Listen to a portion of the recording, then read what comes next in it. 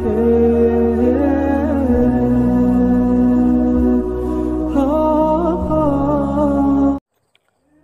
বন্ধুরা, দাজ্জালের অধিকাংশ অনুসারীরাই হবে নারী। এর পেছনের কারণটা কি জানতে হলে ভিডিওটি শেষ পর্যন্ত দেখতে ভুলবেন না।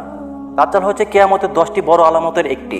কিয়ামতের অনেকগুলো ছোট ছোট আলামত আছে, যার অনেকগুলোই বাস্তবায়িত হয়েছে, অল্প কিছু এখনো বাস্তবায়িত হয়নি।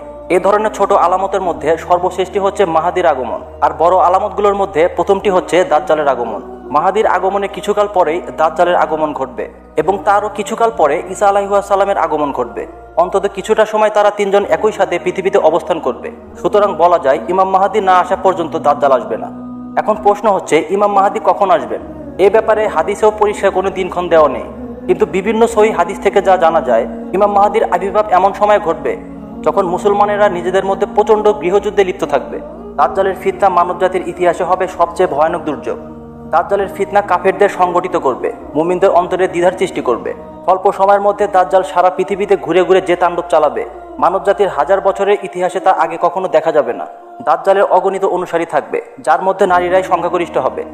কিন্তু কেন? বিভিন্ন আলেম এর পিছনে বিভিন্ন কারণ দেখিয়েছেন। প্রথমেই বলে নিচ্ছি, আমরা নারী বিদেশী নই, কিন্তু দাজ্জালের অনুসারী বেশিরভাগই নারী হওয়ার যেসব কারণ অনেকে আলোচনা করেছে, যেগুলোর বেশিরভাগই অত্যন্ত যুক্তিসঙ্গ। আল্লাহ তার প্রত্যেক সৃষ্টিকে বিভিন্ন উদ্দেশ্যে সৃষ্টি করেছেন। মানবজাতিকে সৃষ্টির পেছনে আল্লাহর উদ্দেশ্য ছিল আল্লাহর ইবাদতের জন্য নতুন জাতি সৃষ্টি। আল্লাহ প্রতিনিয়ত তার বান্দাদেরকে পরীক্ষা নেন এবং পুরস্কৃত করেন। বান্দাদের পরীক্ষার উদ্দেশ্যে আল্লাহ মানবজাতিকে বিভিন্ন দোষ ও বিভিন্ন গুণ দান করেন। মানুষেরা সেই দোষ ও গুণ কিভাবে তাদের দৈনন্দিন জীবনে কিভাবে ব্যবহার করছে, সেটাই ইহকালের পরীক্ষার একটি অংশ। জন্মগতভাবে নারীরা খৈল গল্প করতে ভালোবাসে, কিন্তু নারীরা যখন একসাথে বসে গল্প করে তখন প্রায়ই তারা অন্যের নামে খারাপ কথা বলতে শুরু করে। নারীরা কিভাবে তাদের এই জন্মগত অভ্যাসকে নিয়ন্ত্রণ রাখবে, আল্লাহ সেটি তাদের জন্য পরীক্ষা হিসেবে ধার্য করে দিয়েছেন। নারীদেরকে এই বিষয়ে সচেতন থাকতে হবে, নিজেদের জবানকে নিয়ন্ত্রণ করতে হবে।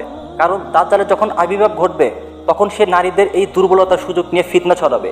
দলে দলে নারীকে সে নিজের দলভুক্ত করবে। এছাড়াও দাজ্জাল নারীদের সরলতার সুযোগ নেবে। আমরা সবাই কম বেশি জানি যে নারীরা অনেকটাই আবেগপ্রবণ। তাদের আবেগপ্রবণতার সুযোগ নিয়ে খুব সহজেই তাদের অন্তরে জায়গা করে নেওয়া সম্ভব, আর দাজ্জাল ঠিক এই কাজটি করবে।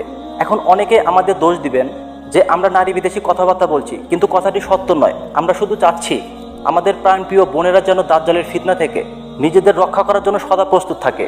রাসূল সাল্লাল্লাহু আলাইহি সাল্লাম নিজে বলে গিয়েছেন, নারীরাই দাজ্জালের ফিতনার সবচেয়ে বড় শিকার হবেন, আর যারা দাজ্জালের ফিতনায় জড়িয়ে যাবেন তাদের শেষ ঠিকানা হবে জাহান্নামের আগুন। তাই আমাদের সকলকে সাবধান থাকতে হবে। আর বিশেষ করে আমাদের বোনদের বলছি, নারীদের স্বভাবসুলভ যে ছোট ছোট গুনাহের কাজ করার জন্য আপনার প্রবৃত্তি সাড়া দেয়, তা থেকে দূরে থাকুন, কারণ এর মাধ্যমেই দাজ্জাল আপনাদের কাছে পৌঁছে যাবে।